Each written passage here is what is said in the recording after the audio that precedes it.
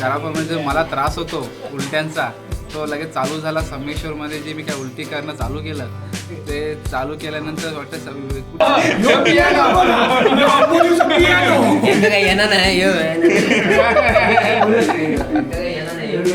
थोडं हे द्या व्यवस्थित.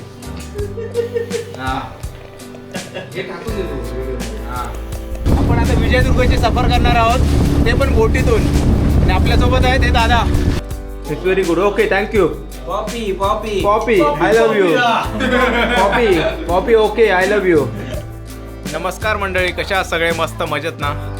मी अमित पवार आज पुन्हा आलोय भटकंतीसाठी. सह्याद्रीमध्ये नाही, पण मी आलोय कोकणात फिरण्यासाठी.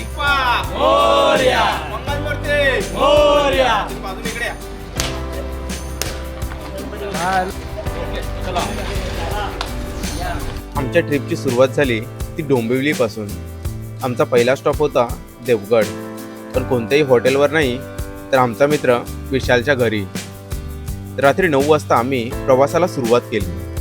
सकाळी 8 वाजता देवगडमधल्या मोठ या सुंदर गावात पोहोचलो.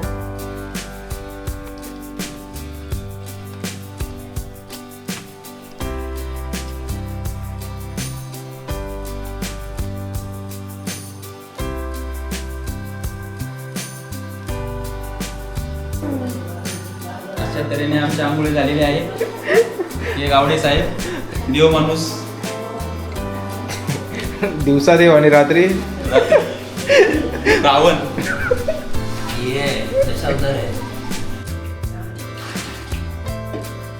आम्ही विशालच्या घरी स्टेला आलोय, तर विशाल आम्हाला पाणी काढून देतोय, चुलीवरचं गरम पाणी. ट्रिपची एक्साइटमेंट इतकी होती की आराम न करता सगळे लगेच फ्रेश झालो आणि नाश्त्यासाठी बसलो. झटपट ब्रेकफास्ट करून आम्ही पुढच्या ॲडव्हेंचरसाठी तयार झालो. यारे नाश्ता करायला या. बघ ना चिकन नाश्ता करायला ओढा घेऊ का तुला? हा, आता तू गेला ना. सकाळी 8 वाजता आम्ही पोहोचलोय इथे. आता नाश्त्याला बसलोय. मस्तपैकी पोहे वगैरे आलेत. पोह्याचा बेत आहे. हे तांबड्या पाणी आणि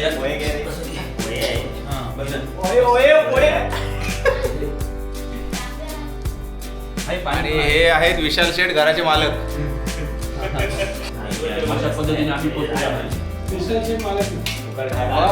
आणि हे आयोजक. त्याच्या पाठीमागे आहेत ते हे उलटी सुलटीचे आयोजक. आणि तो 5:30-6 वाजता करू दे का? त्याच्या अंगात गणपती आले.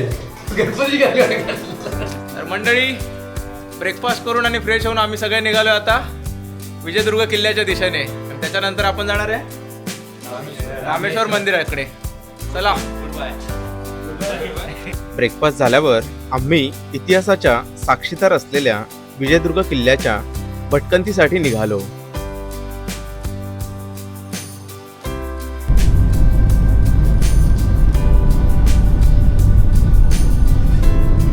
अवघ्या काही वेळातच आम्ही विजयदुर्ग किल्ल्याच्या पायथ्याशी येऊन पोहोचलो. चलो, विजयदुर्गची सफर वाया बोट. डॉल्फिन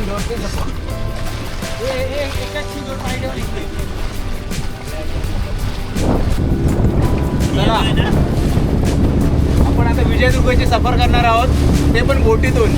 आणि आपल्यासोबत आहेत हे दादा. आता इकडे बघा. तुमचं नाव काय? ओके. आता हे आम्हाला गडाची संपूर्ण माहिती देणार आहेत. बाहेरच्या बाजूने तटबंदी कशी आहे, भुयारी मार्ग कुठे आहेत या गडाचे, ही संपूर्ण माहिती ते आम्हाला देणार आहेत. 54 किलोमीटर आहे पूर्ण. खाडीचं नाव वाघोटण असं आहे, पण याला खारे बटनची सुद्धा खाडी म्हणतात. जो मुंबई टू गोवा हायवे लागतोय ना, मेन हायवे, तिकडेपर्यंत पूर्ण गेलेले आहे. आता लागतो माझा मित्र जो आर्मियन सी आहे आपला, अरबी समुद्र, तो समुद्र दिसतो. हा रत्नागिरी जिल्हा आहे आणि हा आपला सिंधुदुर्ग जिल्हा आहे. काही वर्षापूर्वी ना हा संपूर्ण एकच जिल्हा होता रत्नागिरी म्हणून. नंतर 2 जिल्हे करण्यात आले. याचं कारण काय, ही जी खाडी आहे ना ती पूर्ण चोकापर्यंत गेलेली आहे आणि या खाडीमुळं एक सिंधुदुर्ग आणि एक रत्नागिरी जिल्हा असा करण्यात आला आहे. इकडे तुम्हाला जीपीचा दरवाजा आहे किल्ल्याच्या एंट्रीला. मग आपल्याला इकडनं दिसणार नाही जोपर्यंत आपण तिकडे जात नाही. तिकडून तुम्ही 15-20 पावलं आतमध्ये चालून गेलात ना की गोमुखी आकाराचा महाद्वार आहे किल्ल्याचं. एकच मेन गेट. गोमुखी आकार म्हणजे काय? जोपर्यंत आपण समोर जात नाही दरवाजाच्या तोपर्यंत तो दरवाजा आपल्याला दिसत नाही. हा गोमुखी आकाराचा दरवाजा का बांधला तुम्हाला मी नंतर येताना सांगेन. याचं कारण मोठं आहे. आपला आता एकमेव जलदुर्ग आहे बघा, ज्याला तिहेरी चिलखती तटबंदी आहे. आता जलदुर्ग म्हटल्यावरती मुरुड हे इकडे बघा रे.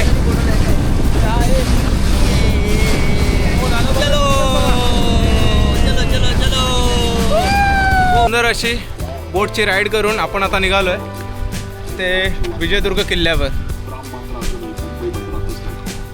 आपल्या सर्व लोकांना खुश ठेवण्यासाठी त्याने दारू पिण्याची मुभा दिली आणि मग कित्येक लोक दारू विजयदुर्ग किल्ल्याचा कंप्लीट व्हिडिओ पाहण्यासाठी डिस्क्रिप्शनमधली लिंक नक्की बघा. विजयदुर्ग किल्ल्याची भटकंती करून आम्ही देवगडमधील सुंदर रामेश्वर मंदिराच्या दिशेने पुढे निघालो.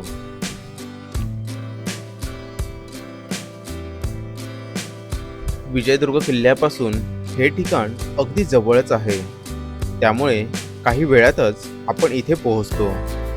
शेकडो वर्षांचा इतिहास लाभलेलं देवगडमधील रामेश्वर मंदिर, निसर्गाच्या सानिध्यात वसलेलं एक शांत आणि पवित्र ठिकाण.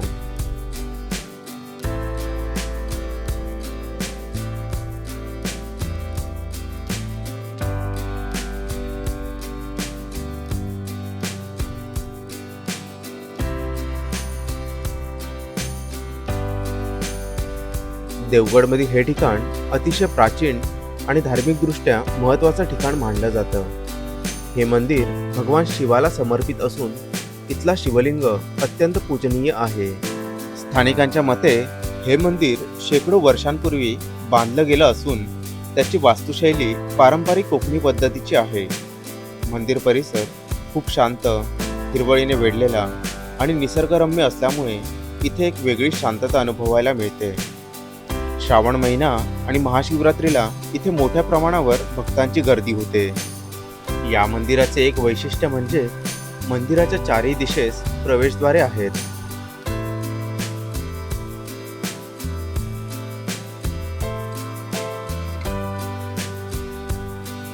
मंदिराच्या आतमध्ये प्रवेश करताच सर्वात आधी दर्शन होतं ते भगवान शिवाच्या पवित्र शिवलिंगाचं. आतमध्ये एक छोटंसं पण सुंदर गर्भगृह म्हणजे गाभारा आहे, जिथे हे मुख्य देवस्थान आहे. शिवलिंगासमोर नंदीची मूर्ती स्थापित केलेली असते, जी भगवान शिवाची वाहन मानली जाते. मंदिरात गणेशाच्या मूर्तीसोबत इतर देवांच्या मूर्तीही पाहायला मिळतात. याच मंदिरात आम्ही काही वेळ थांबलो आणि त्या शांत प्रसन्न वातावरणाचा मनापासून अनुभव घेतला. रामेश्वर मंदिराच्या आजूबाजूचा परिसर खूपच शांत आणि निसर्गरम्य आहे. चारही बाजूंनी हिरवळ, उंच झाडं आणि स्वच्छ वातावरण, यामुळे इथे एक वेगळीच प्रसन्नता जाणवते.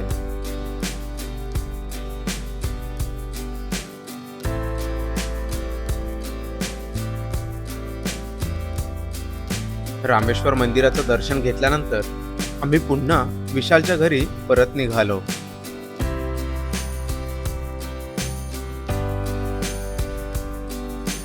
युट्यूबर बनतो, युट्यूबर. चालू कसं होतं बंद चालू झालं. डिलीट कर. हॅलो, हां डिलीट करेल आपल्याला मेंबर फुल करायचं. हां झालं चालू काय नाही रे रेकॉर्डिंग अरे सो गाईज आपण आता चाललेलो आहे कुठे देवबागला. आमचे आजचे प्रोड्युसर अमित पवार, आयोजक अमित पवार, सोबत अभिषेक कदम, रमेश कदम. हा दोन्हीकडून दिसतं. ओके. तर सर आपली काय पुढचं काय? हा पुढचं काय नाही, पुढचं आता यांना भेटूया आपण आणि त्याच्यानंतर मग आपण ठरवूया काय करायचं. ओके ठीक आहे. हां हे साहेब आमचे घोरत आहेत. तर जरा थोडं हे द्या सेल्फी व्यवस्थित. हा हे टाकून देतो व्हिडिओ मध्ये. हा हे बुडबुडे येतात रे. हां बा अजून आमच्याकडे 2 माणसं आहेत त्यांचं पण आम्ही हे करणार आहे shootout. Sir sir sir please. बेलीची नागी निघाली नागोबा डुलायला लागला. ए बेलीची नागी निघाली. याचा नागोबा झालाय. फना काढलाय फना बाहेर.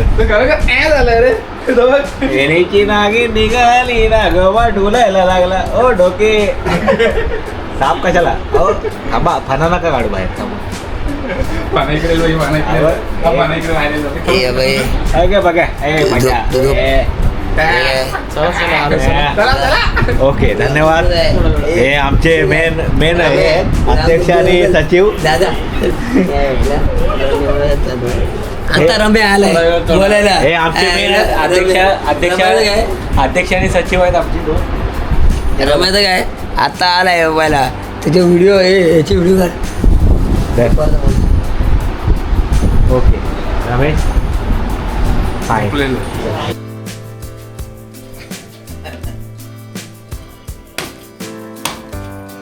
आज आपण विशालच्या घरी स्टे केला आहे आणि विशालच्या पप्पांनी आपल्याला मस्तपैकी नारळाचं पाणी आणि तिथलं शहाळं आपल्याला खाण्यासाठी दिलेलं आहे. आणि बघा त्यांचं हे प्रेम आहे आपल्यासाठी.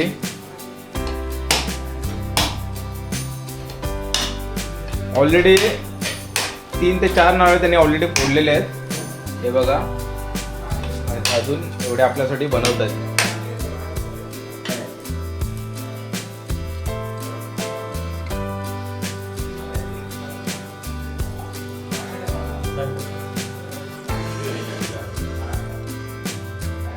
कोकण आपलंच असा यावा. आणि ह्यो असा विशाल आमचा सेवेकरी.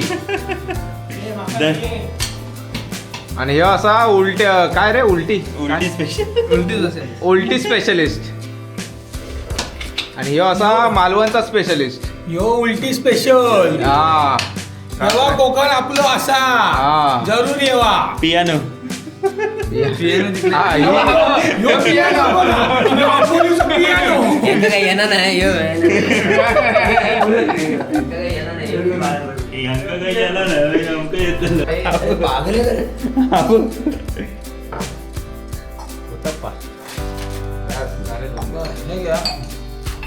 नारळ खोडायची मशीन आधुनिक युग. आपण मेल्या दुसरी काय करतोय? आणि त्या नारळ आणि शाळावरती हे तुटून पडलेले हे आपले भुक्कड. हा आणि हा त्यातलाच मी एक भुक्कड. आणि हा आहे काकांचा लेक विशाल. हा, आणि हा पण एक भुक्कड. हा आणि मी पण एक भुक्कड. Yes.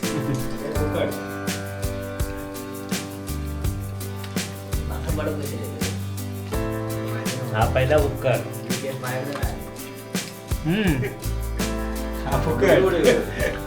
Suhas Gawade, how is your experience? Very good.